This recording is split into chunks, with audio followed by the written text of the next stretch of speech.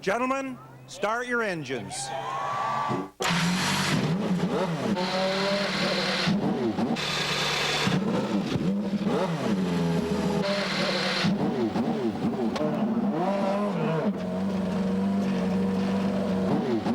And up and down Shoreline Drive, the Indy cars, 28 of them, respond to the challenge. We're ready to go racing for the 4th time this year in the Indy cars.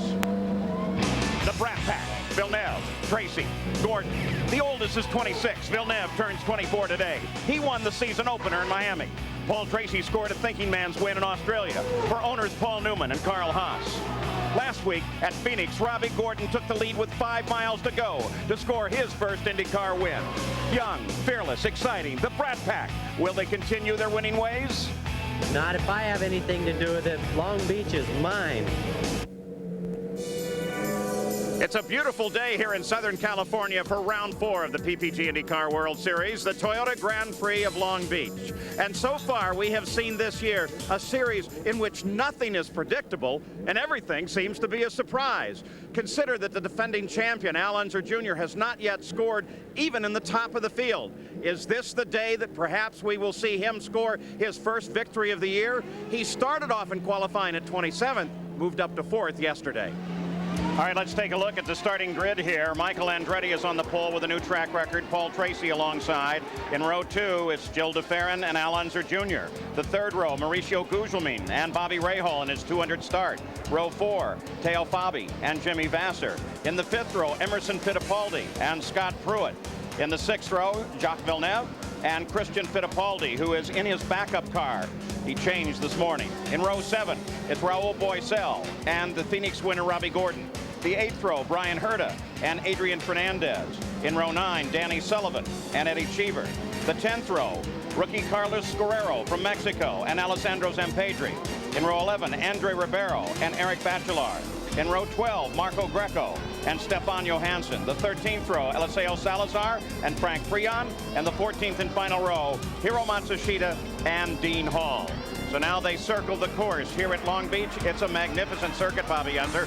It's a beautiful track, but there's only 2 good places to pass. Look at that, going into turn 1 and going into turn 6. Other than that, it is a beautiful track. So the 28 Indy cars down. This is Seaside. This is the backside of the course. 166.9 miles, 105 laps on the line here today. Fuel stops are very critical here. We expect the first stop between 30 and 35 laps, and generally you will see them all stop on the same lap. Now that's a key corner right there where they will make passes, but boy, it really requires a lot of courage. I'm Paul Page with Sam Posey, Bobby Unser. Jack Arute and Gary Gerould are in the pits, and they're making the final turn, and then they will come into alignment, ready to start this run here on the streets. A race that always produces some magnificent results. The Toyota pace car rolls for the pits. The front row comes off the corner nice and clean. We take a look for the start, and no start. No start. They were not well aligned in the front row. Not well aligned in the front row at all. And you can see the rest of the field continuing to straggle off. Let's go down. We can get some update on a couple of stories that have developed here this weekend and start with Jack Arute. Well, Paul, remember at Phoenix we talked about the new addition of the Ford power plant that Ford is gearing towards the Indianapolis 500. Their team Ganassi and Newman Haas had it aboard. Well, once again, both teams had it aboard for qualifying. But here's what we've learned. This team, Ganassi, both cars for Brian Herta and for Jimmy Vasser, they have the Ford Cosworth XB Phase 2 on board for the race the first time. What about Newman Haas, Gary Gerould?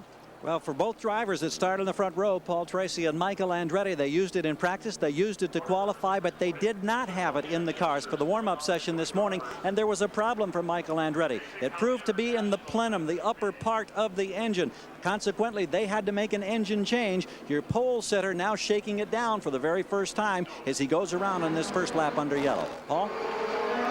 You know, Paul, that isn't really a good sign. Nobody likes to change an engine without trying it out before the race starts. But that's going to have to happen. And, of course, that's what the competition is hoping for, that they can beat Michael on account of not having his engine in. Michael Andretti, you see the onboard camera shot as he gets everybody aligned. Let's see if we can see a green this time. We do. Here we go. And, boy, they're 4 wide already. Rest of the field comes off nice and single file. And look at DeFerrin. Michael Andretti in the first corner. Tracy comes to the outside. Al Unser Jr. closes up. It looks like they touch. Well, Michael, Paul Tracy, DeFerrin, Al Unser Jr., Mauricio Gugelmin, Bobby Rahal through the second, third, and fourth turns now. Coming back up to top speed. The incredible thing is they're running right now exactly as they qualified, but that first turn was one of the wildest scrambles we've seen this year. We always know the contest, Sam, is going to be going into the first turn. It's awfully easy to pass at the start as opposed to on the track right here. Well, DeFerrin, as Paul pointed out, has qualified highest of all the rookie drivers for each of the races, and boy, he really put his nose in just then. Off of the tight hairpin, the tightest part of the race course. The conclusion of lap number 1, and Michael Andretti owns it. Paul Tracy is chasing. You ride with him. Slamming down through the gears now on the brakes. Tracy leads the point championship, but it's Michael Andretti who's really been the fastest through the season. Teo Fabi makes a move, getting around Bobby Rahal for 6th place. You watch from Rahal's car. That's Teo just ahead. Now that was a pass going into turn 1. Everybody keep watching here throughout the entire race. Turn 1 and turn 6 is where most of the passing is going to happen. There's Mauricio Gugelmin. This is the back straightaway going into turn 6 now. Bobby Rahal trying to catch back up to Teo Fabi. Here's the place right here in turn 6. That's where we'll see some more passing today. Back 2 left-hand turns, spin you around onto the final hairpin turn, and then back onto the straight. They're sitting right at opposite lock, or at full lock, trying to get the car around that corner. Very tight. Gugelmin started 5th, Fabi in 7th, so Fabi is really on the attack at this point. You see him just ahead of Rahal's car there. He's pulled away that much in just 1 lap. Let's go back up to the front of the field. Michael Andretti. You can see the interval as we look down from the blimp. That's Paul Tracy in second. DeFerrin has dropped back just a bit. But the 2 Newman Haas cars seem to be equally matched here. There's Seaside. And they're 2 of the hardest charges there are. Watch them as you go down the straightaway. They're virtually the same engines, the same cars, just different paint jobs. Remember, they are teammates. It's odd that they had that problem at the start because they have been extremely cooperative on the racetrack, Michael Andretti and Paul Tracy have so far this year. See how the field compresses as they come around the hairpin and onto the pit straight, the main stretch here. There's the start-finish line. Let's go on board Paul Tracy's car right now. Look at that. Blowback from Michael's car. Is oil? What do you think, Bobby? Well, you know, there's nothing abnormal right now. Everybody should be taking it just a little bit easy right now. But remember, everybody was hoping, again, talking about the engines, that Michael and Paul Tracy don't have the new Ford engines and they're the XB2. But by the same token, we do have them in the Ganassi cars. Now, everybody was taking the leader right here. Michael Andretti was going to slow down because of this. Right now, it doesn't look like it, though.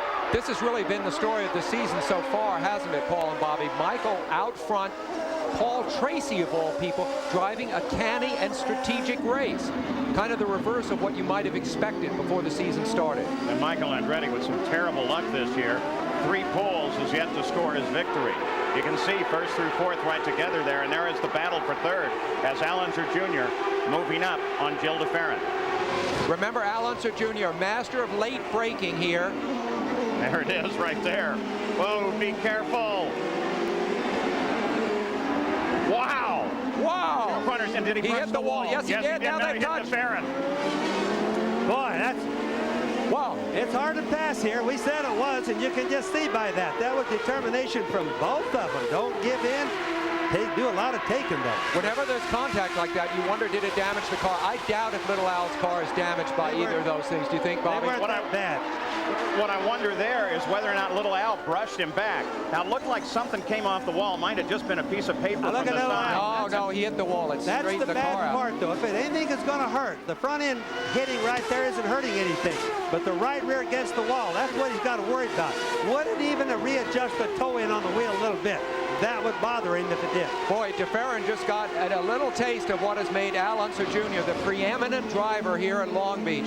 5 victories for that man. Yeah, but he always does his passing, Paul and Sam, going into turn 1, if you remember. Yep, that's true. But the question we're going to have to be asking in the Penske pit is, did that little confrontation end up with some sort of change to the front end of Little Al's car? It was a car that he said wasn't handling all that good to begin with. Jack Arud, what's the story? Well, Paul, let's update you. Al Unser Jr. radioed in to Richard Buck and to Roger Penske as to what happened in that pass. He said, we slapped wheels.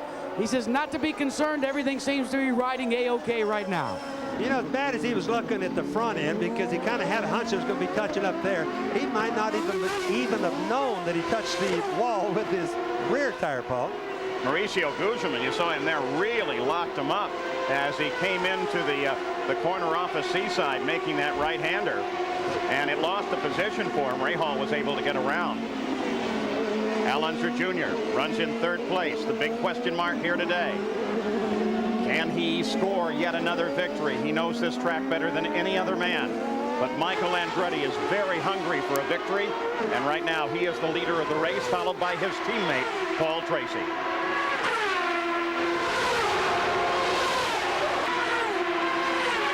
Back at the Toyota Grand Prix of Long Beach, everything remains the same at the front. We are now looking back in 12th position. Nice battle for 12 as Christian Fittipaldi is duking it out with Brian Herta, the pole sitter a week ago. Now you're on board with Herta. These two guys been duking it out all day. All weekend. I've been watching them during practice doing the same things. Christian Fittipaldi, it will be remembered, is starting in his backup car. Now, they are fitted identically. He probably hardly tells the difference between that and his primary car.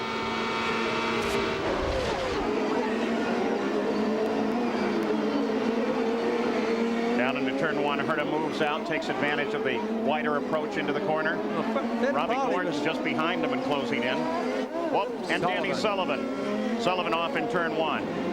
And also Adrian Fernandez. That'll happen under braking. Two guys get side by side and you go off together. Well, what happens is they often lock up their rear brakes. Now, he needs to push backwards because he can't get his car in reverse, providing he has one in the car. Supposed to have one. Rule says he should have one. Rule says so, but the guys have a hard time getting reverses out of these cars. It's all he needs. Get the car going backwards. Looks like his engine is probably running. Now, what about Sullivan's car? If they touched, then they spun. Did he touch anything else? Nothing obvious in the right front suspension, but that's all we can see. He's driving it like it's in good shape. Here's what happened. Sullivan down the inside. A previous winner here, qualified only 17. He went down, locked up his rear brakes. Of course, you can't see Danny right around the corner, but he took Fernandez out with him because he just spun going in. But Fernandez didn't hit anything, so if he can get going again, he'll be okay. Waving yellow, you see from Sullivan's car, the waving yellow that signals that I guess that Fernandez is now going okay. Let's go to CIrcuito.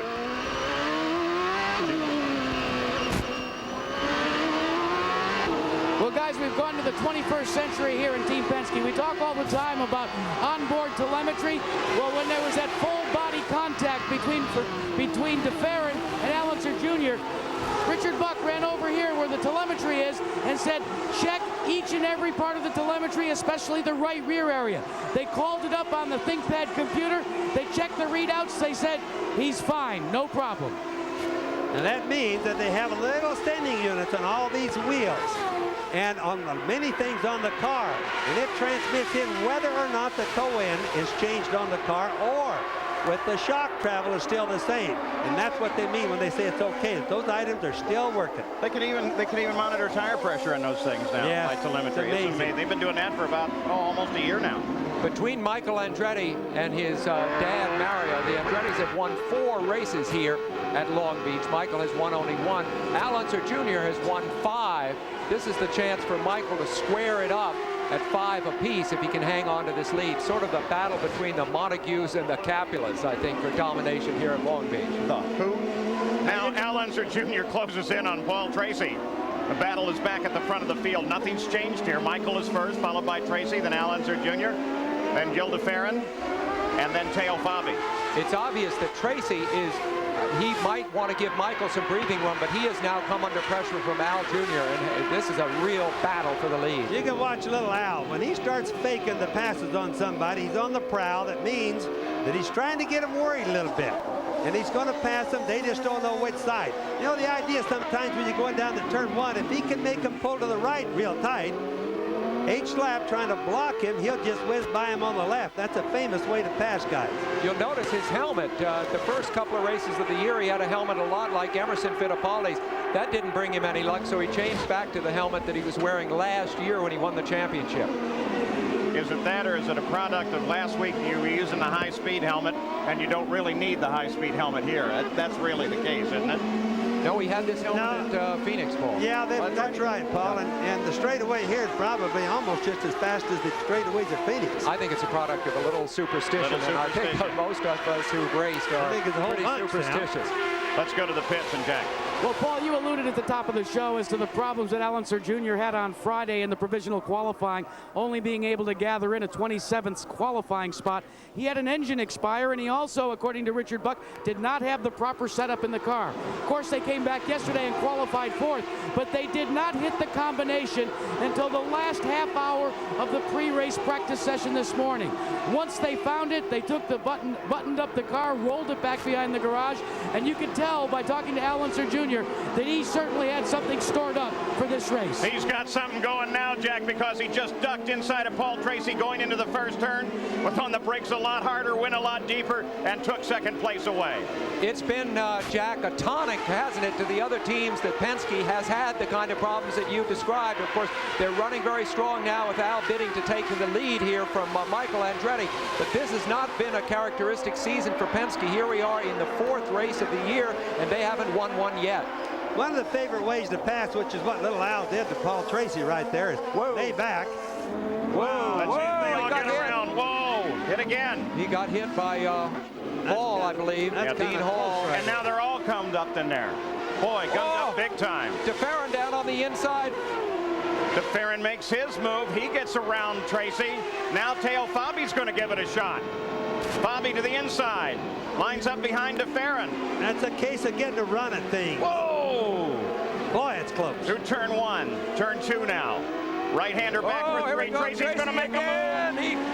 And he spins him, and Tracy gets him. That was inevitable. You can't do that going into turn one, but so many times. And pretty soon you're going to touch these cars. They're so close to sliding out of control anyway, and that was inevitable and had to happen. I think Tracy thought, I'm losing too many places. I got to do something about it.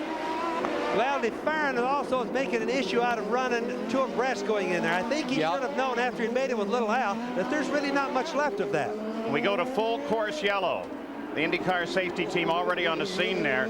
There you get an idea. See that coming up that engine compartment, even if the engine isn't running, and I'm not sure if it is or not. Whoa, As here comes Michael Andretti into the pits. We're only on lap 16.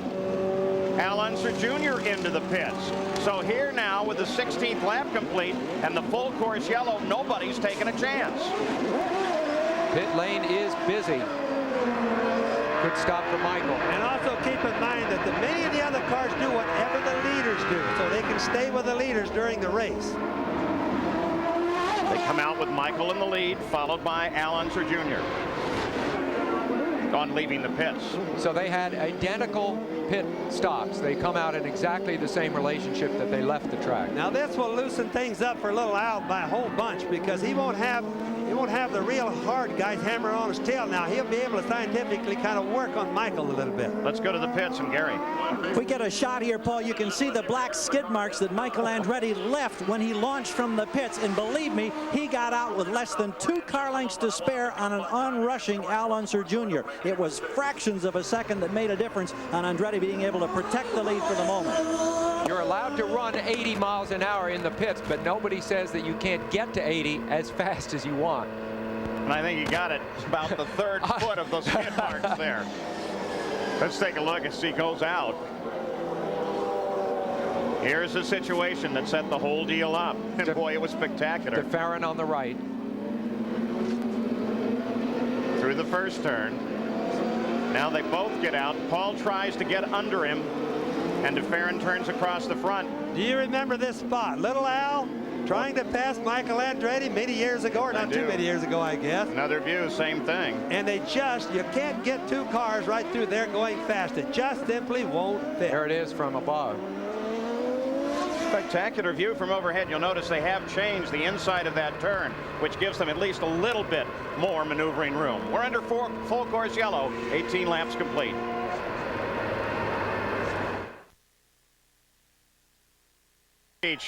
The crowd from Brazil, over 100 of them, they're right across from Christian Fittipaldi's pit and showing some exuberance for their favorite driver, though it's hard to choose. There are so many Brazilians racing in the series right now. And if you think that that's enthusiasm here in the United States, you should see how many people are watching in Brazil. This thing is so international. It's just fantastic. We give you the rundown after 18 laps. We are under a full course caution as a result of the confrontation with DeFerrin and Paul Tracy as they try to get those cars unstuck. It didn't look like such a hard hit that they wouldn't be able to get both cars back into the action once they get them unstuck from one another. Yeah, but they've already lost too much valuable What's time. this And also here? keep in mind, What's going on?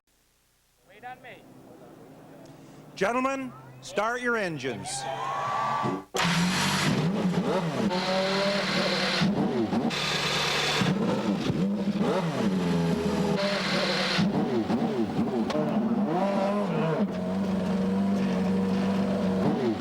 And up and down Shoreline Drive, the Indy cars, 28 of them, respond to the challenge. We're ready to go racing for the 4th time this year in the Indy cars. The Brat Pack, Villeneuve, Tracy, Gordon. The oldest is 26. Villeneuve turns 24 today. He won the season opener in Miami. Paul Tracy scored a thinking man's win in Australia for owners Paul Newman and Carl Haas. Last week at Phoenix, Robbie Gordon took the lead with 5 miles to go to score his first IndyCar win. Young, fearless, exciting, the Brat Pack. Will they continue their winning ways? Not if I have anything to do with it. Long Beach is mine. It's a beautiful day here in Southern California for round 4 of the PPG IndyCar World Series, the Toyota Grand Prix of Long Beach. And so far, we have seen this year a series in which nothing is predictable and everything seems to be a surprise. Consider that the defending champion, Al Unser Jr., has not yet scored even in the top of the field. Is this the day that perhaps we will see him score his first victory of the year? He started off in qualifying at 27th, moved up to 4th yesterday. All right, let's take a look at the starting grid here. Michael Andretti is on the pole with a new track record. Paul Tracy alongside. In row 2, it's Jill DeFerrin and Al Unser Jr. The third row, Mauricio Gugelmin and Bobby Rahal in his 200 start. Row 4, Teo Fabi and Jimmy Vasser. In the 5th row, Emerson Fittipaldi and Scott Pruitt. In the 6th row, Jacques Villeneuve and Christian Fittipaldi, who is in his backup car. He changed this morning. In row 7, it's Raul Boesel and the Phoenix winner, Robbie Gordon. The 8th row, Brian Herta and Adrian Fernandez. In row 9, Danny Sullivan and Eddie Cheever.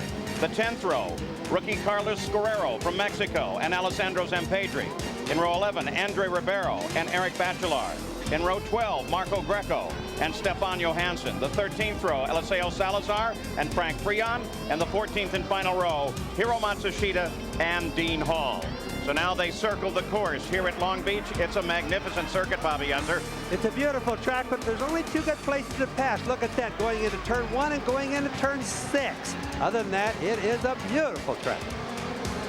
So the 28 Indy cars down. This is Seaside. This is the backside of the course. 166.9 miles, 105 laps on the line here today. Fuel stops are very critical here. We expect the first stop between 30 and 35 laps, and generally you will see them all stop on the same lap. Now that's a key corner right there where they will make passes. Go penalty once again for a pit exit violation. He rolled over a tire. Let's update you on the condition of Raul Boesel's car. They reported in that the car just stopped. They seem to think it may be a black box problem.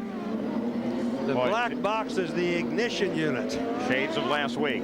Now tonight, starting at 7, 6 Central Time, one of the greatest films of all time returns to ABC. Cecil B. DeMille's The 10 Commandments, starring Charlton Heston as Moses. The ABC Sunday night movie tonight at a special time, 7, 6 Central.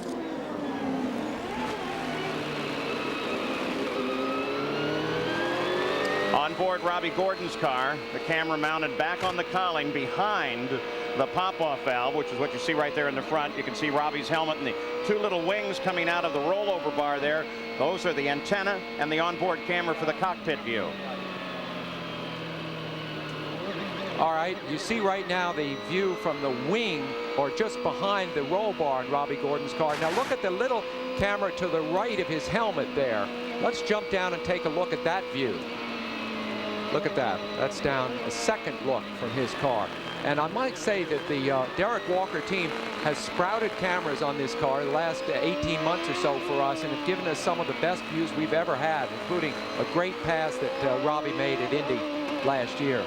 Robbie Gordon, you ride with him, runs in 20th position. That was Eddie Cheever driving for the legendary A.J. Foyt just ahead of him. Let's go down to the pits once again. Pat Patrick, who is the owner of that 20 car of Scott Pruitt. Pat, your ball club, your racing team right here has made a decision now to stay out and to gamble a little bit. How big of a gamble is it? Well, we're not sure how big of a gamble it is. If we get another yellow, we're in good shape. If we don't, we may have to stop on the green. We will have to stop on the green. You had to make a motor change after the warm-up this session. Obviously, it looks like everything working well. It's going quite well, thank you. The tires are performing very well. Scott's doing a good job. We're very happy. Okay, that's the word from Pat Patrick, Paul. Well, they stay full course yellow. I think there was a hesitation there from Pat because he heard the engines come up and thought they might be going green, but it's going to be another lap of yellow. Yeah. And, you know, I just want to remark on Pat Patrick's decision to leave him out, or his team's decision to leave Scott Pruitt out. I think it's a bad decision, Paul. Whenever you can stop under the yellow, you don't lose anything, or you shouldn't. Whenever you stop under the green, you're obviously going to lose an awful lot. So I question their deal. They're still in the same lap. They're just barely ahead of the leaders, Michael, Little Al. And they're going to get past most likely. Bobby, they're looking for a sponsor, though, for that car. And I think sometimes you have to run up front to draw attention to yourself, don't you think? But keep one thing in mind, Sam. Pat Patrick has been racing a long time. He's one of the oldest car owners we have in the business. He knows what's going on. Yeah. All right. We finish this full course yellow. One of the cars out is Paul Tracy. He's with Gary Gerald. Paul, what was the situation and how did you see it from your seat? Well, it's got boxed in traffic and got passed by a couple guys, and I was trying to get by Joe DeFran going into 3, and you know I couldn't give him any more room. He just kept squeezing over, and I was on top of the curbs, and you know you can only fit one car through there, and I was on the inside, and he just pinched over on me. Now, last week you had survived on the mile at Phoenix. You got the championship points lead. Now it's got to be a bitter disappointment because that goes away at least for this week. Well, it does, but you know we got lots of other chances, and Kmart Budweiser car was running good, and we'll come back next week. All right, we're ready to go green. Back to the booth. Well, you bet we are. Green comes out. Teo Fabi leads the field down. A whole line of cars trying to the inside, including Adrian Fernandez, who's not in the battle. But take a look at Michael. Take a look at Al Unser Jr. as they come side by side into the corner. Scott Pruitt protects the inside from second. Al has taken Michael. That has big implications. There's Michael running right behind Al. You know, it's a question when you come down from start like that, who are you going to follow? Some of the cars in front of the slower cars. Michael picks one, Little Al picks another way. You never know what's going to happen. It's like flipping a coin. But that was another instance where Little Al outbraked a major competitor. He obviously sets his car up and his nerves up to make these incredible moves coming down into that first turn. Sam, that wasn't outbreak of Little Al. That was who you were behind. You know, it was just no different than a gamble on that one. So Al Unser Jr. gets around Michael Andretti. That is a battle for third place. Little Al is there now. The two cars in front of them, Teo Fabi, the leader, and Scott Pruitt in second place, have not stopped. There they are. The cars are lighter because they're running well down on fuel right now. So theoretically, these two can be a little faster. Yes, weight makes so much difference on road circuits. You go from such slow corners to such fast speeds, and it's all an acceleration race. So weight makes all the difference in the world. Brian Herta just completed his stop-and-go penalty for brushing that tire. Remember the great story about Pruitt, who back in 1988 took his life savings of $70,000, bought himself a ride here at Long Beach, and as they say, the rest is history because he broke into the big time with that one move. Of course, he's running these new Firestone tires here, and this is the highest we've seen him run in a race so far this year. I couldn't be happier to see him linked up now with Pat Patrick. If there was a deserving driver in the series, and there are many, I think you really have to point to this guy. Suffered serious injuries in a test in his Indy car. That's Carlos Ribeiro, who's done extremely well this year by this race in his maiden voyage in an Indy car. He had little problems in his warm-up session this morning. He went down and spun out going into turn 6. But before he did that, he was the second quickest car at that time. Race summary at the conclusion of 25 laps. Average speed is down. Of course, we've had 2 cautions, one on the start, and then one when Paul Tracy and Gilda Farron got together. Now keep in mind, you see these 1, 2, and 3. Little Al's the third car in line there. Fabi, Pruitt, little out there. Now, he's not trying really hard to pass right now. He's heavier on fuel, like you mentioned, Paul. But he also realizes, for all practical purposes, these two guys are down a lap. Also, tactically, what would be the theory, Bobby? If I'm sitting there with a full car, do I want to drive hard or do I want to try and save those tires? Would it make a difference? Well, saving the tires, you know, I've been watching during the practice deals. I think all the tires were working good. I know that I checked on the temperatures on the Firestones because I'm so used to the Goodyear tires, and they're running very cool here. So I don't think anybody, or for sure Scott Pruitt, is going to be able to hurt the Firestone tires. No, he says they run very consistently. So now Allenser Jr. trying to move on second place Scott Pruitt. Of course, both the first and second place cars should be about 8 laps away from their first scheduled stop of the day. They've obtained these positions because they stayed out during the yellow flag. So the round continues here in Long Beach. We'll be back after this message and a word from our ABC stations. Toyota Grand Prix at Long Beach. That's Brian Herta. He just climbed out of this car, got into the tire barrier. It brought out the full course caution. Here's how he got into the tire barrier from on board his camera. That corner's coming up. Oh, just to the outside. Whoa. You recall that he had the pole last week at Phoenix. All right, now as a result of that, we went to full course yellow. The leader, Teo Fabi, came into the pits. So did second place Scott Pruitt. But if we can pull both of our pit guys, Jack Arute was in Scott Pruitt's pit, who had a problem, and at the same time, Jill DeFerrin, who had the problem with Paul Tracy, is with Gary Gerald. Let's go to Gary first. Jill, can you tell us what happened in the contact with Paul Tracy?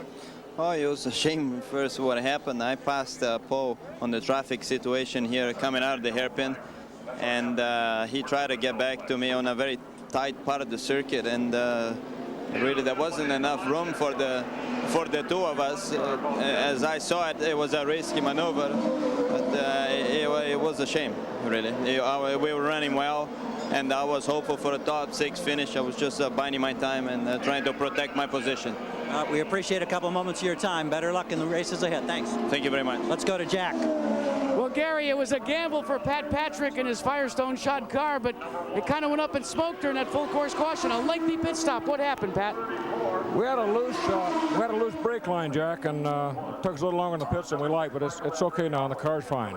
Better to have it, guys, happen under caution than under green, though. Well, Teo Fabi had a good stop in and out, but still fell to 14th position. Al Unser Jr. is back at the head of the race. And look at Alessandro Zampedri now sits in second, but he's not stopped. We're back at the Toyota Grand Prix at Long Beach. Alessandro Zampedri fell out of the top 10 when he made a pit stop under this full course yellow. You're looking down on this circuit. Look at that gigantic crowd. Aerial shots are courtesy of the Goodyear Blimp Eagle, based in Carson, California. Today's pilot is Joel Chamberlain from Norwood, Massachusetts. So we're still under the full course caution. Saturday on ABC Sports, the Professional Bowlers Tour heads north to Canada for the IOF Foresters Open. Then on ABC's Wide World of Sports, Christy Yamaguchi and Victor Petrenko and a galaxy of skating stars take the ice in special performances. It's the grand finale of the Fresh Look World Challenge of Champions. Plus, NASDAQ presents the Wood Memorial Invitational. That's all coming up next Saturday right here on ABC's Wide World of Sports. On board, Robbie Gordon. He sits in 11th place, the winner of last week's race. But he's been steadily moving up. There's the breakdown. Almost half this race has been run under the yellow, 3 different yellow periods. This morning I came out of my room where we stay here at the hotel, and I got a tap on my shoulder. Somebody ran by me on down the hall. It was Robbie Gordon, 7 o'clock in the morning, bursting with energy. And I said, well, what are your prospects in the race? I mean, we know that he won, of course, last week at Phoenix. He said, well, I'm having a lot of traction problems with the car. Can't get off the tight turns fast enough. So that's a problem he's having, but he seems to have worked his way well up. You got the tap from Robbie. Cool. He has so much energy. Did you see him when he got out of the car last week at Phoenix after 2 hours of driving? Wasn't even tired. They call that youth, Sam. You're younger than we are. We don't know much about that anymore, do we, Bobby? All right, as we get ready to go back to green flag racing, Al Unser Jr. will be the leader, followed by Michael Andretti, Bobby Rahal, and then Mauricio Gugelmin. Let's get an update from Gary. Just an interesting sidelight regarding the Pac West cars. Gugelmin and Danny Sullivan. They're both Renard chassis, but they're running a last year Lola rear wing. It's a little less downforce. This is a low downforce street circuit, but that's an unusual combination. The Renard chassis, but a Lola rear wing on both of those cars. straightaway speeds as we're getting ready. And the green flag comes out. Lap 33, we're back to racing. And looks like Villeneuve's got himself a problem. He was lined up right behind Gugelmin as they came back to green, and then he just pulled to the side. Obviously, it's a power problem. The nice thing about it is it's such a good driver, that young man. You notice how he got clear out of the way so nobody would rear-end him. He really is a good thinking driver. And Bobby, he was tied for second in the championship behind Paul Tracy. You see Rahal now. Rahal also tied for second in the championship. Now becomes, at this point in the race, the front runner. There's been quite a reshuffle in the championship standings as of right now. So Gugelmin comes into third place. Rahal now runs in fourth. There they are, all right together. Michael's really working hard on little Al right now. Rahal's 200th race here, as you pointed out, Paul, but he's never won it. He's been second 4 times. And we go to full course yellow. Oh, yellow, yellow, yellow. Let's go down to the pits, Gary. Yes. A very concerned crew on Team Green. The word from the radio, they suspect it's gearbox problems. That's the nemesis of Long Beach and so many of the street circuits. It was a problem in Australia. A 24th birthday has just hit a real sour note for Villeneuve, who was the winner in Miami. He sits in a very precarious position, and that's the reason for the yellow. I bet he's real glad to see it. Oh, for sure. But one of the things we have to remember about the transmissions, we tell everybody they have transmission problems. It's because they build them real light today, Paul. So here are the top of the field after 35 laps. Al Unser Jr. is looking very strong. Will he be the king of the beach again? We'll see. Back at the Toyota Grand Prix of Long Beach, a record number of yellows now. We're in our fourth, and while they get Jacques Villeneuve off the track. The old record was 3 in '93. Now, driver Mauricio Gugelmin, he's gotten off to a strong start in this year. Currently fifth in the point standings. He is one of the most personable drivers on the circuit. He's glad to be racing in the Indy cars and proud to be a Brazilian.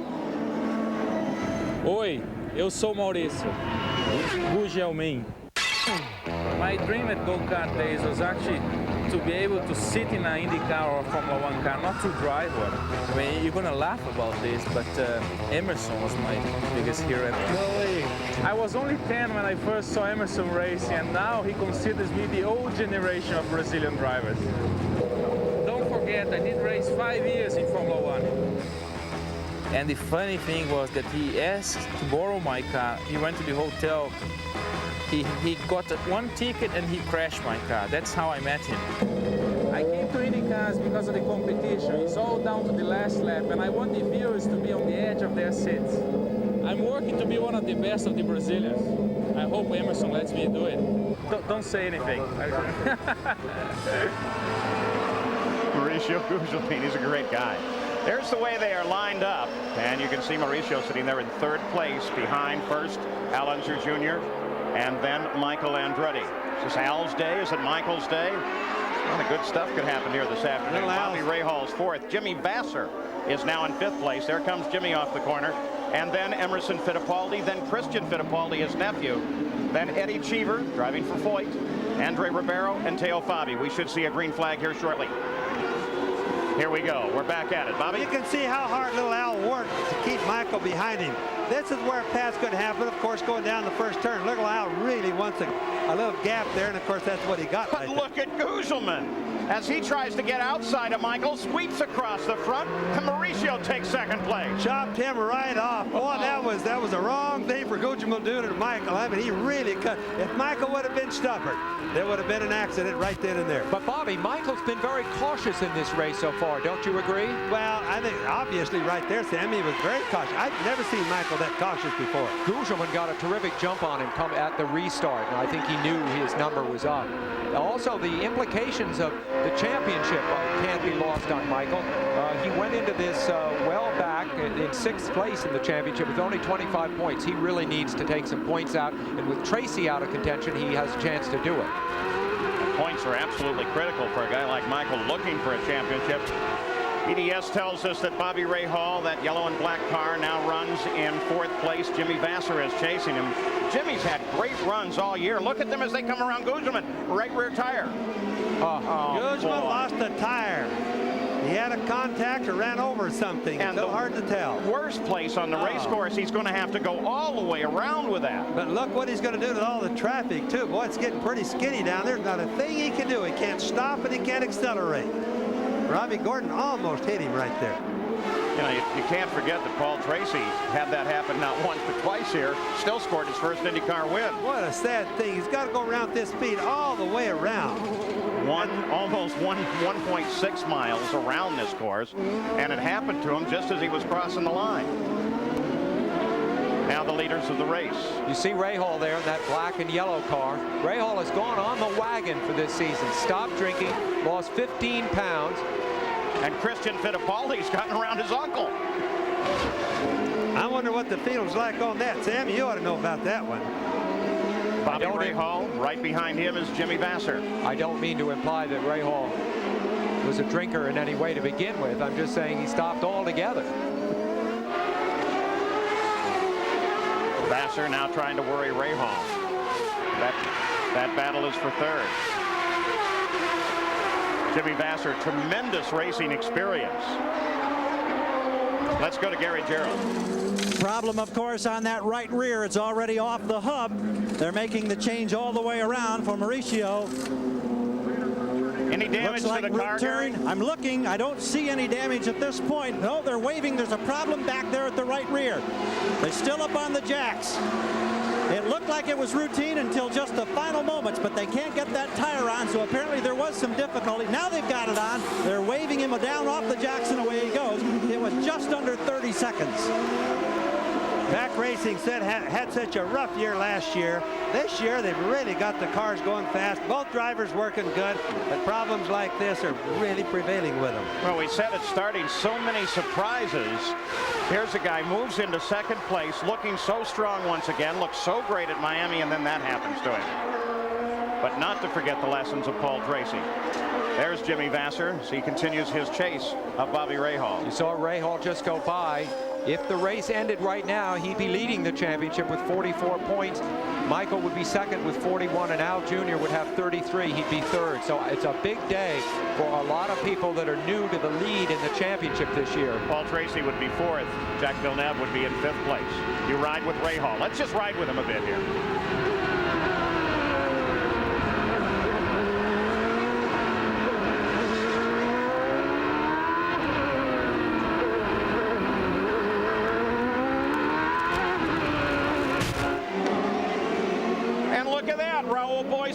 Left rear.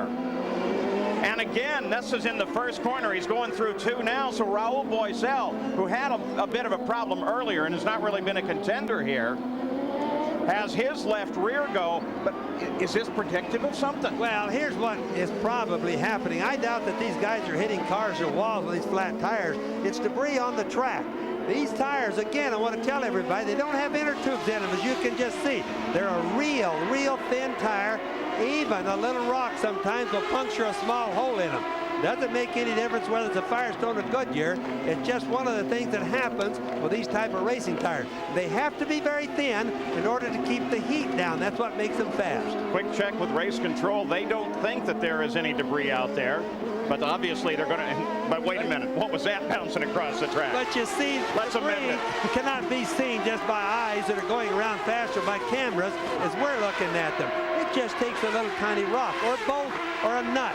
That's all it takes to have a flat, and of course the tire just shreds to pieces, Paul. And what race control does when they run into something like that is they pull the corner stations all around the track. Over 100 volunteers as course marshals here, and they check them. Can you see anything? They're right there, right at the edge, looking on the track. They're very good at it. They are volunteers, but they're every inch professional in the job they do here. They are the very best. I know a lot of those people, and they take their work as serious as the race drivers do. Battle continues on the track between these two, Christian and Emerson Fittipaldi, Jackaroo. And one of the things that's happening, Paul, is Christian Fittipaldi is getting the better of his uncle, and I mean the better in terms of media. Christian sees all of the Brazilian TV and how much attention that they have paid to his uncle.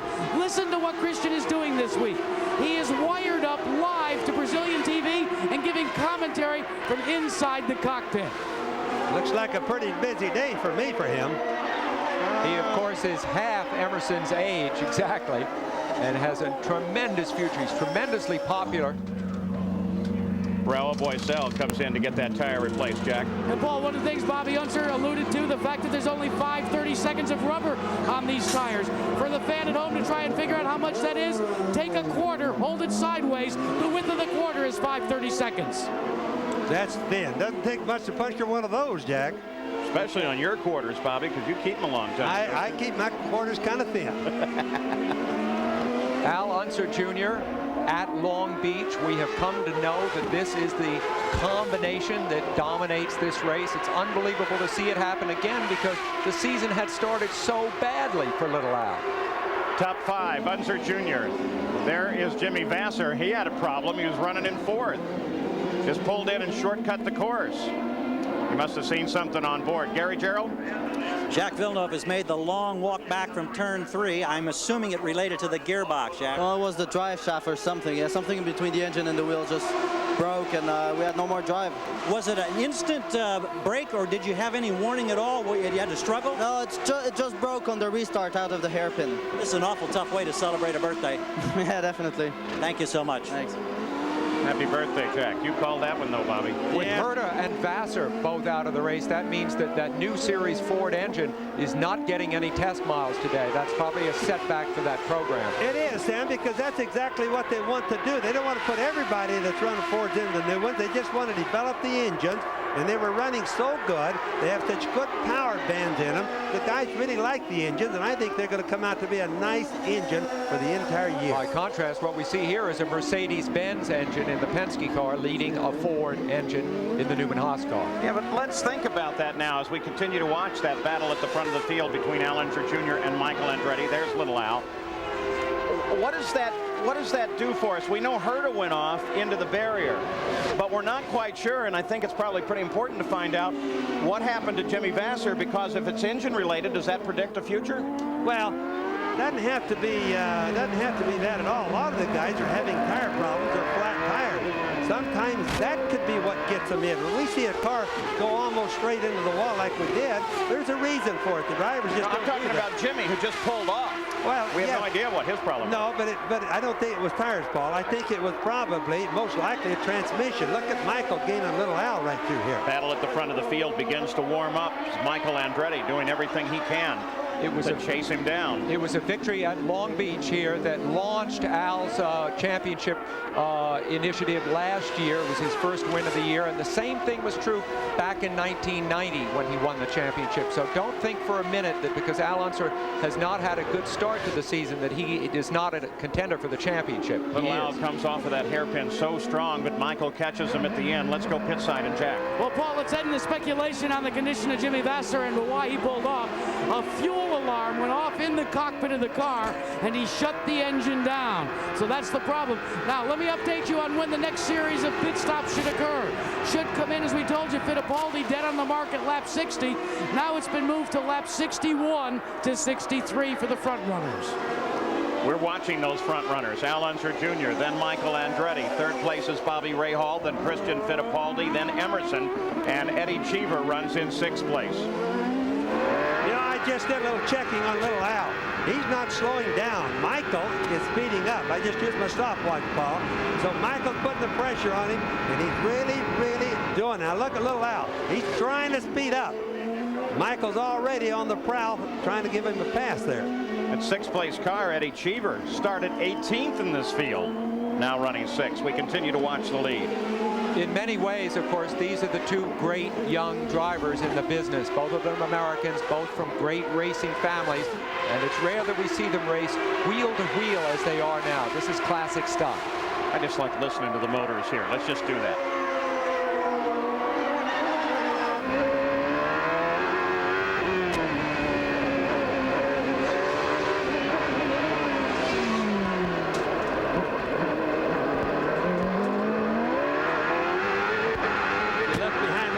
You can see some fire come out occasionally. That's when he shifted.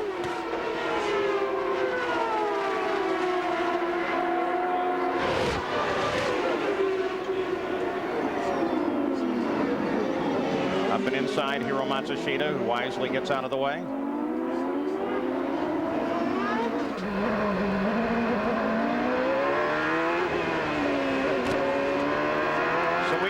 at the top of the order with Al Unser Jr. out in front. We'll be back after this message and a word from our ABC stations. Back approaching the halfway point in the Toyota Grand Prix of Long Beach. You ride with one of the young guns that we talked about at the start of the show. He is, of course, Robbie Gordon, but he's back in 7th place, the winner of the last race. He has some distance to make up. In fact, of all of those, Paul Tracy is out of the race. Jacques Villeneuve is out of the race. This is the only one of the 3 we mentioned at starting who is still there. And the guy who said, "I'm the king of the beach," Al Unser Jr. runs at the front of the field. Now, we had a yellow flag on the start because of the poor alignment. And then after we got going, it was Paul Tracy and Michael Andretti, as we're watching Michael now, who battled it out. And then Tracy got together with Gilles de Ferran and took both of them out and brought out a full course yellow. Now, the leaders of the race came in at that point. Some cars stayed out, most notably that of Teo Fabi and Scott Pruitt. As we continue to watch this hot battle, Michael Andretti, let's watch him because he's tucked in there. Let's see where he's going. Will he come out of the corner ahead? Michael locks the brakes going into the corner. Al Unser Jr. takes the corner, and a very costly mistake for Michael. Boy, that was, you know, that I just can't understand Michael doing that. It's not like him to do that. He really had little Al past, the 3rd car being involved there. There's Dean Hall on the left. There's Michael on the outside. Locks up the rear brakes. In order to keep him spinning, he drove it straight in. But he really had his brake balance pretty good because he started locking up all 4 of them, Paul. Well, Michael back under power now, but boy, he lost with that one. He didn't have to go that deep. He just undersold. He knows little Al drives awfully deep, like Sam said a little while ago. And I think he just overdid it just a bit on account of that. Brought back to 6th place during that. Traditionally, the leader at halfway here at Long Beach has gone on to win 9 of 11 races. And, of course, that leader is this man right here, and he's looking good right now.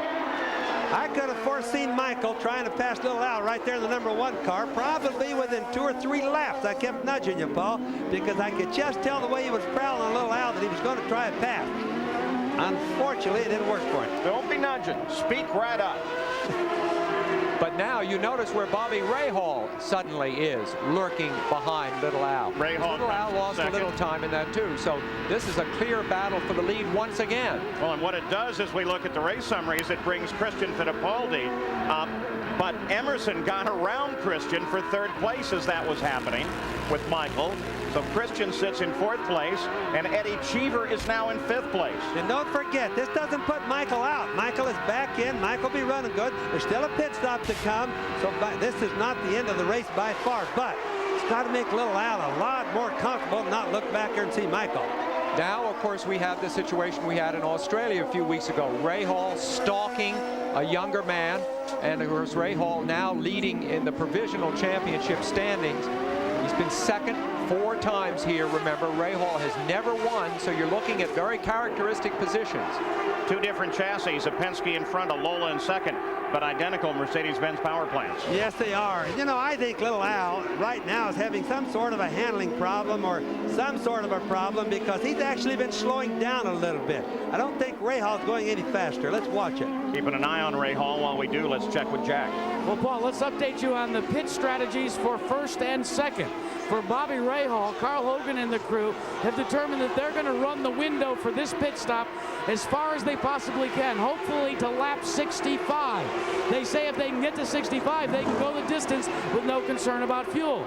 On the other hand, the problem is with Team Penske is now that Al Jr. is out there, they're trying as best they can to conserve some fuel.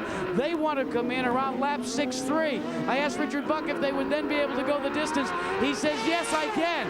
I think. That might be telling. All of the top 6 stopped 40 laps ago.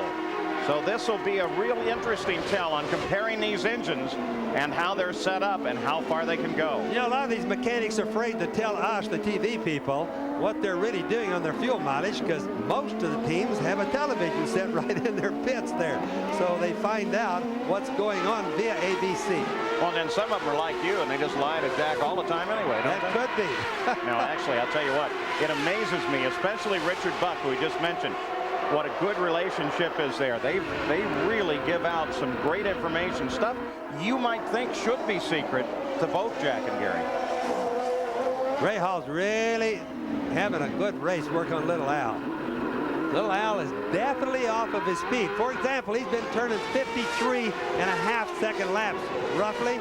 He's turning 56 now, Paul. So he's definitely cutting back either on the fuel or he's got a little problem. I don't know which one. Little Al just completed the 59th lap, 105 laps of scheduled distance, 166.95 miles, the total distance.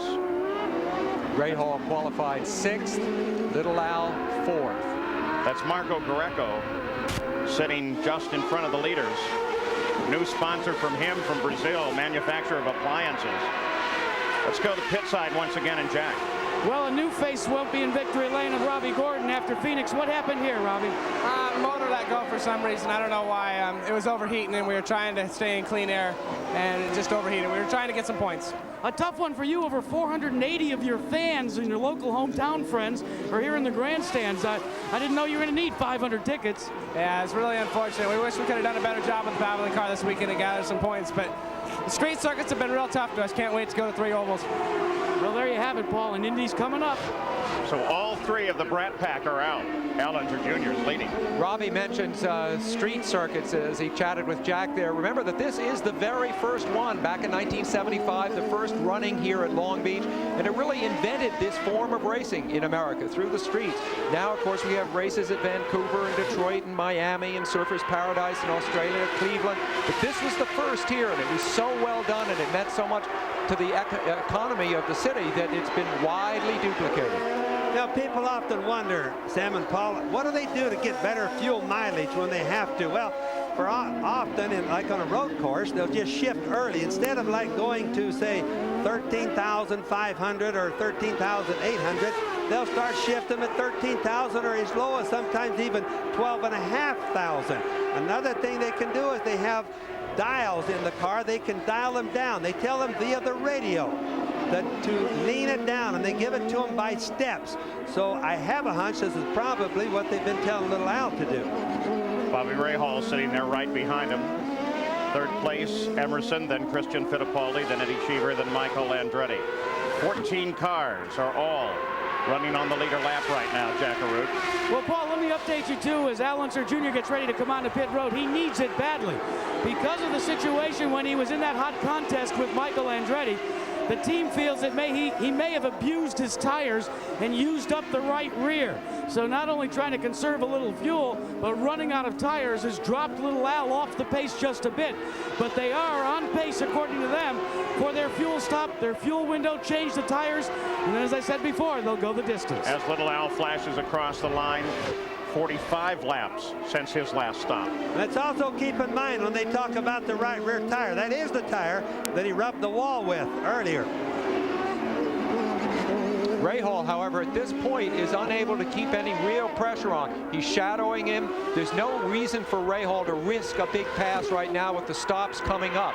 He's playing a tactical game. That's Bobby's style, Mr. Consistency all the way. That's right. You rarely see him make a mistake. He's for sure one of the smarter race drivers I've seen in an awful long time. But then again, I mean, that's what makes this such a great matchup. Is Little Al is the dominant force on this track, and you rarely see him make a mistake of any kind here. Remember that Little Al was mired in a battle for last place in qualifying on Friday afternoon. He has never come from so far back on the grid to so far up in a race in his entire career. Remember that, though, Sam. It wasn't quite that way because he had a valve spring broken in the engine, so they lost his time on the track from the engine. Oh, I know. But, Bobby, it sounded so good. Why'd you tell us that? I don't know. It sounded too good. I had to tell Sam. Christian Fittipaldi is into the pits. It's been 45 laps since his last stop. This might give us an indication of where everything else goes. Driving for Derek Walker. And what they're squirting look at the crew. Oh, they like that one. And I thought the football season was over. What they're doing is they're squirting water on it. Water and alcohol mixed really good, prevents the fire from happening. Just to the people that don't know what they squirt on the car when they leave. It's not more fuel for sure. Well, and I think Here everybody... it comes. There comes the leader in, Al Unser Jr. Right into the Penske pits. Here's Jack. Well, believe it or not, Bobby Unser is wrong for a change. The rear tire that he slapped the wall came off on the last stop. These tires go on, and what he needs is a fresh new right rear. Young Al Unser Jr. has got it. The car has been kicked back into gear, taking on all the fuel they can. He's off and away in 14 seconds. And Bobby's on his way down to the pits to see you, Jack. Now, I have an answer for it, which you know that I would. No, I don't want to hear it. It's the right rear corner, Jack. I didn't really mean the same tire. It's the right rear corner. Ooh. And on this track, the right rear is not the one that wears out first. It's the left rear that wears out first. Here's what matters. Bobby Rahal stayed out, and so he assumes the lead of the race. You're on board with the leader. Emerson Fittipaldi up to second. Michael Andretti up to third. Al Unser Jr. came out in fourth place at the conclusion of his stop, and Teo Fabi now runs in fifth. And here comes Bobby Rahal to roll into the pits, Gary. 4 times he's been second in this event. He loves the way the car's working. Carl Hogan said, we make no changes. It's routine service for Rahal. Looking for a victory here. He wants to get to the head of the championship points. He's at 11, 12, 13 seconds, trying to get every bit of fuel. Here he goes, 15.4 on our clocks. Well, I'll tell you what, based on the information we're looking at, and we can look back on the EDS computer, Bobby went 48 laps from his last stop, but we're only at lap 65.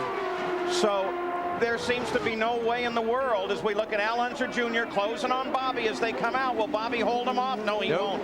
But Al's got way too much speed into the corner. Well, that was a close one, though. I mean, I was really, if Bobby Rahal would have beat little Al out, he was going to raise the price of poker pretty high there. When you think of all the things that happen in a pit stop, the way the driver has to brake precisely to a stop, the crew has to do its many, many functions, 6 men over the wall, everybody has to get back on the racetrack. Notice that these two teams and drivers executed all that in exactly the same amount of time and have resumed their situation on the track. Did you notice how fast that Bobby Rahal took off? It's lucky he didn't have the hose tail hooked up.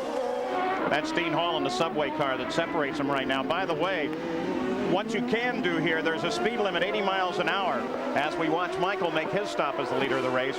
80 miles an hour while you're in the pits, but after you pass pit 28, all this area here you're looking at, you can throttle up on the pit exit and go as fast as you want.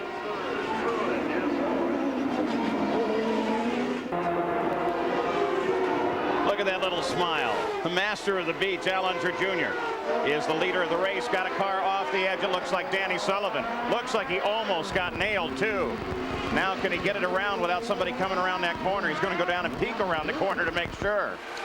Remember, he's a former winner here, one of the few people ever to beat Al Unser Jr., and he beat him by having contact with him right about Let's here. see if he's got a reverse here. Yes, by golly, he's got a reverse. We finally found a car that has a reverse that works. Do you hear the gears grind as he put it in?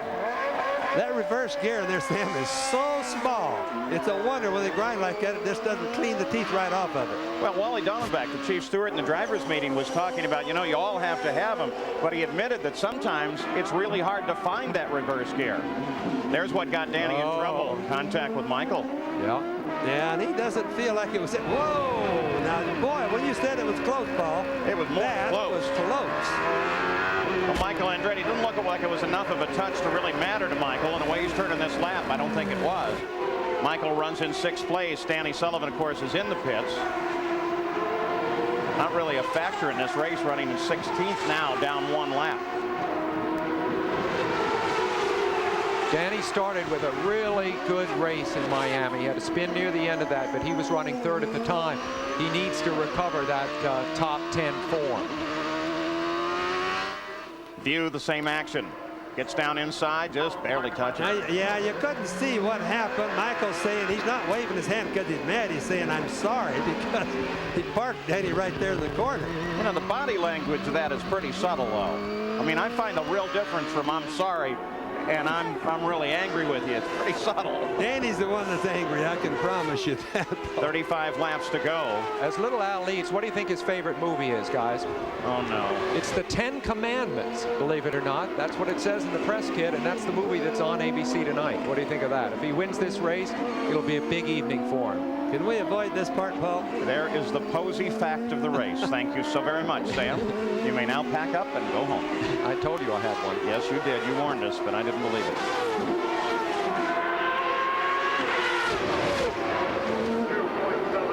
Eddie Cheever. Drives for AJ.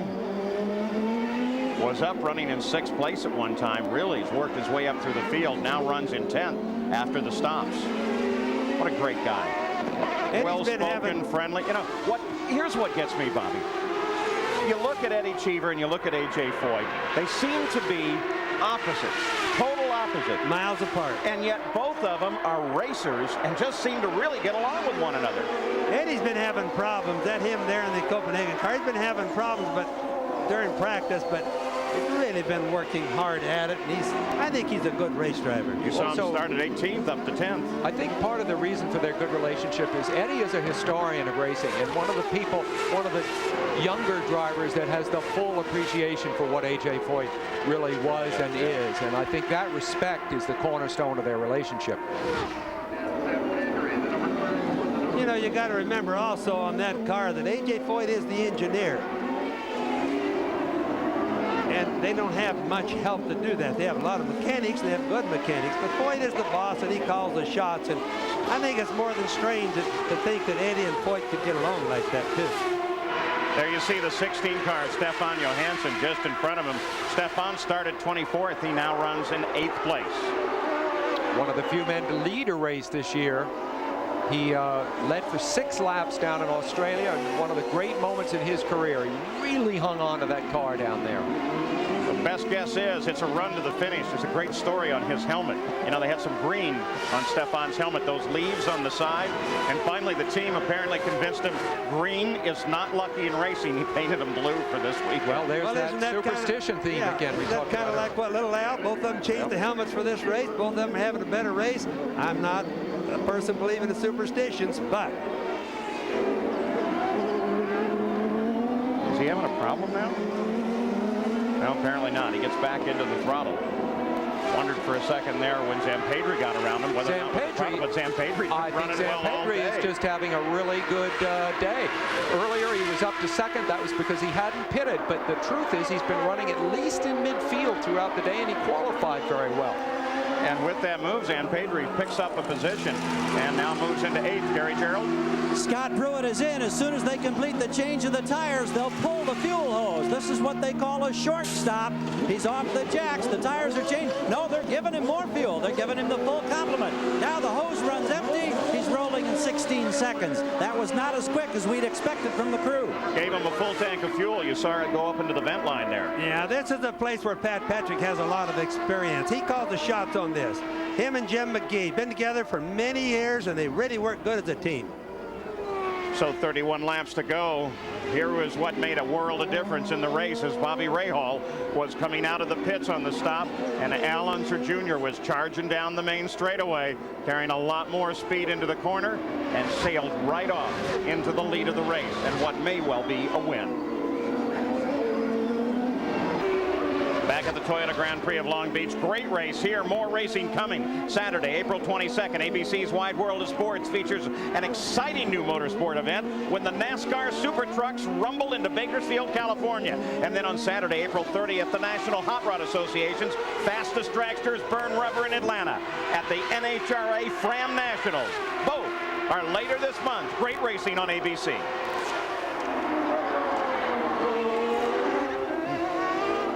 Al Unser Jr. leads the race. None of the cars at the front of the field should have to make a pit stop. As we look at the running order, let's go down to Gary Gerald. And while we were in that last break, Teo Fabi, who had been running 3rd, came in. He got one of the best service jobs we've seen today, Paul. 11.6 seconds, and he was gone. But dropped him to 7th, unfortunately. He was in the top 5. Those were the guys, though, with Fabi and that group that got off a little bit early on. Bobby Rahal. Let's go to Jack Arute. Bobby Rahal stops on the edge of the course, Jack. We're going to go down and check on Rahal, but normally Team Penske, as you know, guys, is a very calm lot. Well, as you look down in his pit today, they are not calm at all. In fact, they think that they have gambled on this fuel consumption. They keep saying they can go the distance, but then again, they've also just said to me, hey, it's a lot like playing poker. Sometimes you have to bluff, even if you don't have 3 aces showing. So I'm not really all that certain as to whether they do indeed have the amount to go. And we're caught up with Jim Prescott. Let's see if we can find out from Jim what the report from Bobby Rahal was on his car. Something happened with the gearbox and it just seized up, and that's all. Another gearbox takes another front runner out of this event in Long Beach, Paul. Boy, interesting. Another powertrain problem. Rahal in a precarious position. They have not yet gone full course yellow. You can bet when little Al comes around, sees Rahal sitting there, he's going to be told pretty quick by his crew that it's a transmission problem. It's going to make everybody rethink their positions on the transmission. The transmissions by now have been worked hard all day. And Jack, of course, just to underscore what you said about the Penske fuel issue, remember that just a week ago at Phoenix, they had to pull their lead car out of the race. Emerson Fittipaldi was leading. We go full course yellow for Al Unser Jr. Actually, the yellow, of course, for Bobby Rahal, but Al Unser Jr. picks up some advantage and then loses it to this full course yellow. So his teammate Emerson Fittipaldi will close in Michael Andretti's third. We'll be back after this message and a word from our ABC stations. Chris Pook, the promoter here at Long Beach, who invented this event, has done it again with a beautiful day, gigantic crowd, the Toyota Grand Prix of Long Beach.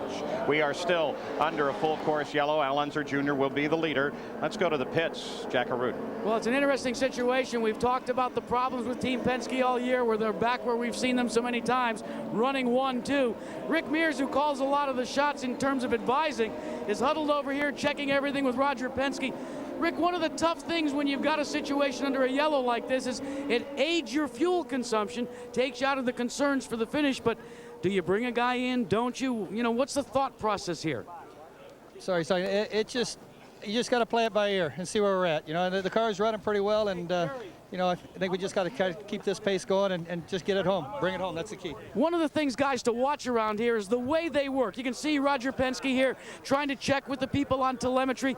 They are in a very proactive mode right now, and they're trying to decide, should they come in, shouldn't they? But I checked with Chuck Sprague, his teammate who calls the shots on Emerson Fittipaldi. They insist that they're fine. Let's go to Gary Gerald.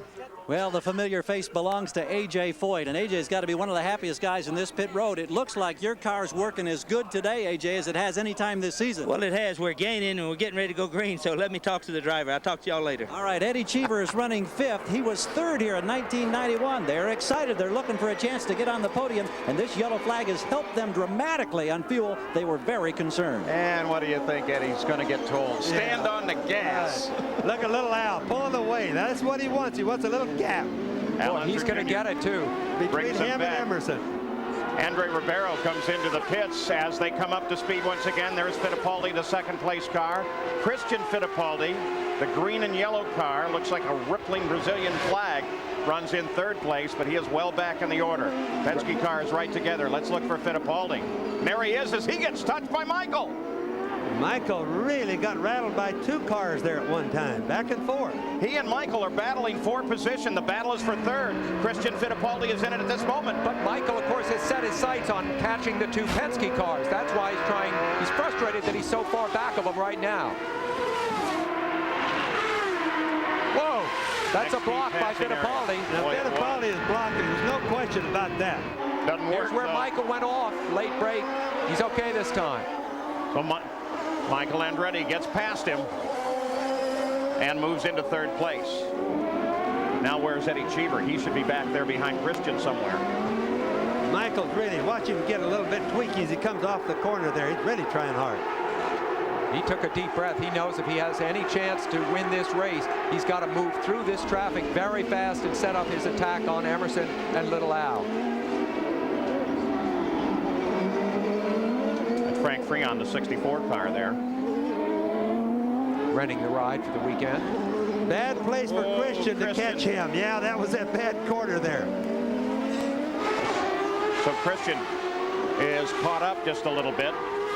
While we're watching this, let's go to Jack CIrcuito. Well, Bobby Rahal, it just seems as if after a great start in the beginning of the season, now these little mechanical gremlins are striking Hogan Racing.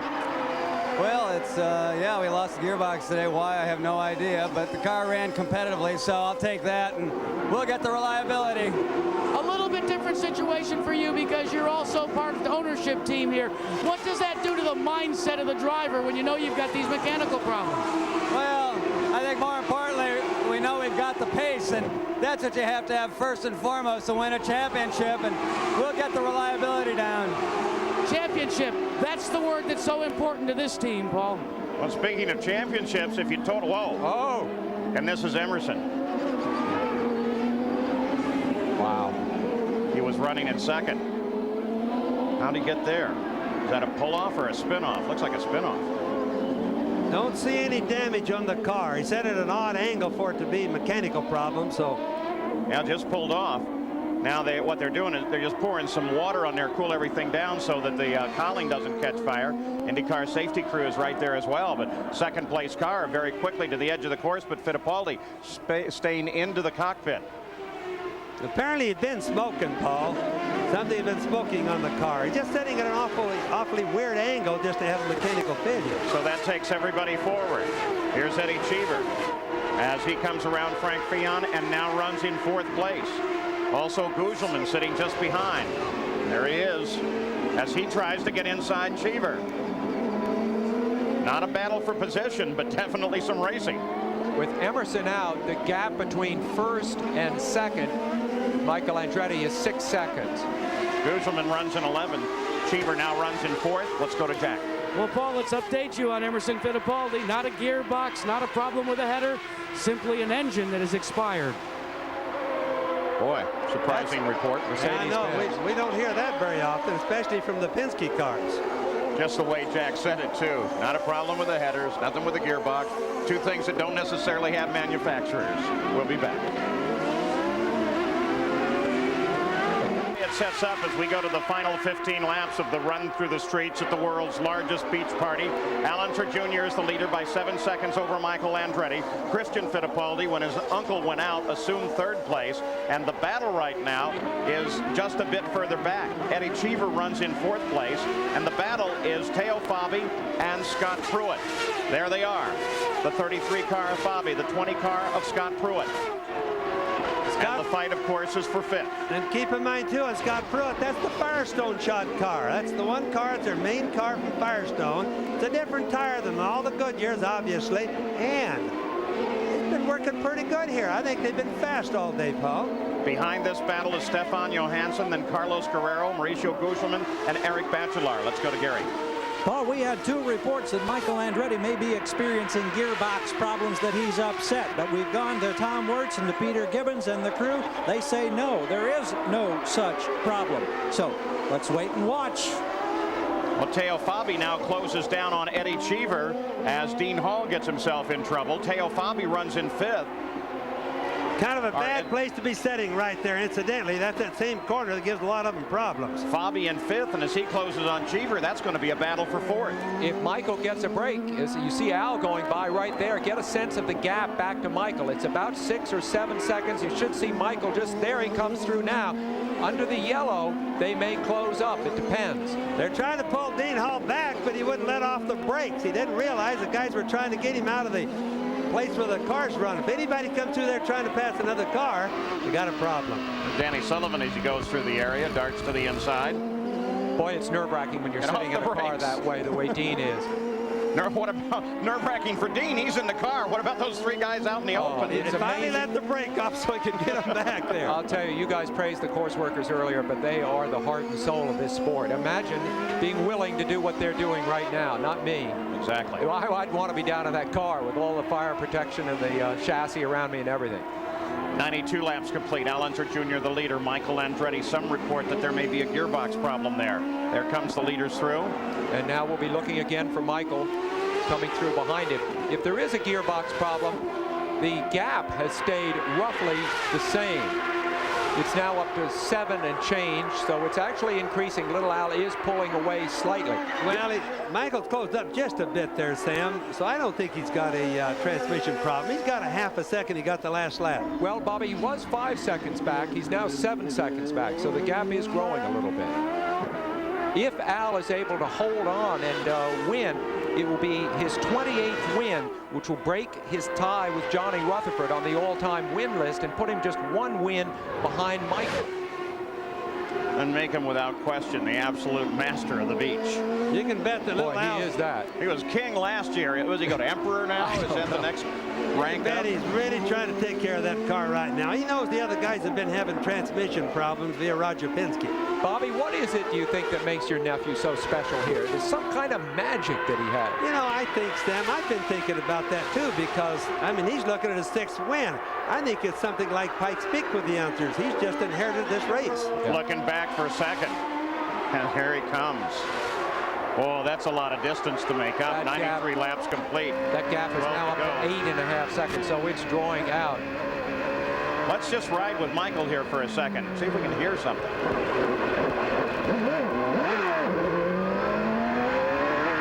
definitely got transmission problems. He's lost the low gear. He had to come off that turn 1 gear too high, which he's slipping the clutch. Now that's a no-no. That's going to mean the clutch may not make it. Bobby, remember we heard that in Australia, and it preceded Michael Andretti crashing out of 2nd place. Al Unser Jr. leads it. Michael is in 2nd as we come to the closing laps. 6 laps into the Toyota Grand Prix of Long Beach. Al Unser Jr. leads it. No contest with 2nd. Michael Andretti is now 8 seconds back. Christian Fittipaldi is in 3rd place. This is the battle. It's Eddie Cheever, Teo Fabi, and Scott Pruitt. They are fighting 4th, 5th, and 6th. They're nose to tail right now. In May, ABC Sports heads to the Brickyard for the complete coverage of the greatest spectacle in racing. Saturday, May 13th, it's a race against the clock for the coveted pole position at the Indianapolis 500 time trials. And then Sunday, May 28th, defending champion Al Unser Jr. battles the world's best drivers in the Indianapolis 500. That's next month here on ABC Sports. But just watch that Teo Fabi working on Eddie Cheever. Teo's awfully good racer. Cheever hasn't had a very good handling car for a long time. Really making hay while the sun shines. Remember, both Cheever, who you see in the black car, and Fabio now, they both have extensive Formula One experience. Neither able to win in Formula One. Both very competitive in Indy cars right now. It's a good race for Eddie Cheever. He's needed a good one. Let's go to Jack Arute. Well, Emerson, you've made your way back to the pits. An expired motor, disappointment once again. Well, Jack, I was catching Junior. I had the quickest car on the track. The team made a fantastic work. I was coming from 9th to 2nd behind Junior, and I knew I was going to challenge Junior, and that was a shame what happened. But, the car is very strong. The team is very strong. I'm looking for the next race in Nazareth, and still for the season, we can win the championship. Tough part is, guys, is when you hear him say those words, he thinks maybe he's trying to convince himself as well right now. Piece of debris when bouncing across the course there. Just as a matter of fact, because the EDS scoring system lets us do stuff like this, not to say Emerson's wrong, but the fastest lap of the race has been turned by Michael Andretti. He turned it on lap 60 at 106.8 miles an hour. Suppose you're Scott Pruitt, the 3rd car in this 3-car lineup here. What do you do? You are hoping that Fabi makes an ill-timed move on Cheever, or Cheever cuts Fabi off. There's every chance that that'll happen. 3 of those guys are like a bunch of dogs in a fight right now. They're really going after it in every corner. There's Christian Fittipaldi. He runs in 3rd place. Yes, Fittipaldi had been closing on 2nd place Michael Andretti until about 2 laps ago. Then he began to drop back. As you see, he's almost in Cheever's clutches there. Yeah, he could be in serious trouble by the end of Seaside. They turn on to Seaside now.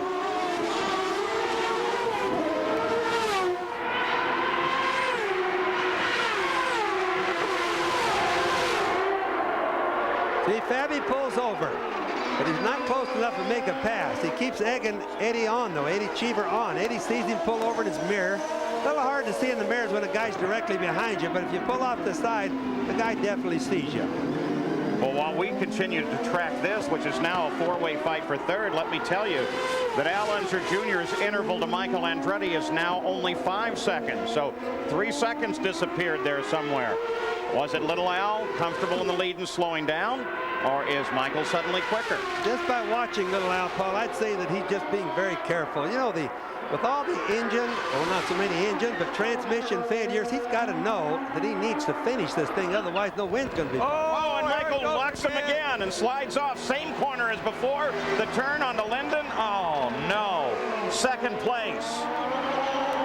CIrcuito, you were about to add something to this just before Michael slid off. Well, let's add to you, the concern about Christian Fittipaldi is a failing gearbox. The concern about the slowing of Al Unser Jr., according to our Buck and the crew, hey, when you're out front, you don't want to push it unless you have to. So they've slowed things down just a bit. So with Michael, here he is as he locked him up and slid off. Now what he did is he locked up the rears in order to keep him spinning the car out, Paul. He let the brakes off, drove ahead a little bit. Now he's got a problem because he can't get a reverse out of the transmission. The guys have got to push him back, the course workers, so he can go again. So here's what happens. Christian Fittipaldi gets passed for Teo Fabi. That is now the second place car, Teo Fabi. Christian is back to third. In fourth place is Scott Pruitt. Eddie Cheever is fifth. And Michael, while he was running second, was actually leading the points chase. Of course, now he's dropped out of that. Michael's rear brakes locked up. He must have his brakes just awfully hot because when he put on the brakes down there, the rears locked momentarily. Michael doing the right thing, let off the brakes, drove it straight so he wouldn't spin out. Unfortunately, he was in a very bad position. Now Christian has really fallen well back. What's the smoke there? Looks like somebody lost the rear end for a second. Michael Andretti getting going again is what it was. There's Pruitt is snuck by Cheever. And in doing so, Pruitt runs now in fourth place. He's now the points leader. So we're going all the way to the checkered flag, and this thing's not over, except for the fact that Al Unser Jr., with all this action, now suddenly has 22 seconds on second place. And if Al Unser Jr. holds on to win, remember this will make the fourth different driver this season who's won a race. You have to go back over 3 years for that to have happened before. Just think, Sam, all this action and only 3 laps to go. And there may be more yet. Here's Pruitt. Scott Pruitt looking at another podium finish in third place, but can he chase down Teo Fabi? Teo's just ahead. About a second and a half ahead as they hit that corner. Pruitt's team had some bad luck at Phoenix, or they might have been on the podium there too. An infraction called by the officials. They were unable to discuss that infraction with the officials. The black flag was shown. Regrettable incident. He might have been on the podium. It's all been sorted out now, though. Tell you what, don't count out Eddie Cheever here. Did you see him come off of the corner? About 2 corners ago, he really pitched it wide. Let's go to Gary Gerald. Here's heartbreak looming for a couple of teams. Teo Fabi and Scott Pruitt, we're told, are both going to get stop-and-go penalties for passing Eddie Cheever in a yellow zone. So those 2 positions were improved under a yellow. Oh, no. So second place goes, third place goes out. Cheever will come forward. That puts Christian Fittipaldi back up to third once again when they display that black flag. Incredible. 2 black flags for this man, Scott Pruitt, in 2 successive weekends with a major impact on the outcome of the race. And having a massive impact on the outcome. If you think that Pat Patrick isn't going to be chewing nails this time, boy, just watch this. He's still having a controversy over the last race in Phoenix last weekend. Al Unser Jr. crossed the line 22 seconds ahead of second place car as he crossed the line, taking the white flag, indicating the final lap. Teo Fabi acknowledges the black flag, comes into the pits. There is Al Unser Jr., the emperor of the beach, as he makes the final 3 turns. A left, then a right, and the checkered flag will lie ahead. Al Unser Jr. comes onto shoreline. Oh, so careful.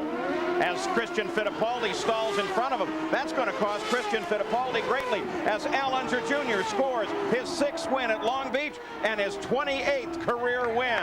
Al Unser Jr. takes the win, and Penske Racing is looking strong again. We'll be back, hopefully, to talk with the leader right after this. Back in victory lane with Al Unser Jr. Congratulations.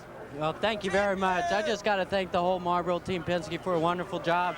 I want to say hello to Al and Cody and Shannon at home, and this one's for you guys.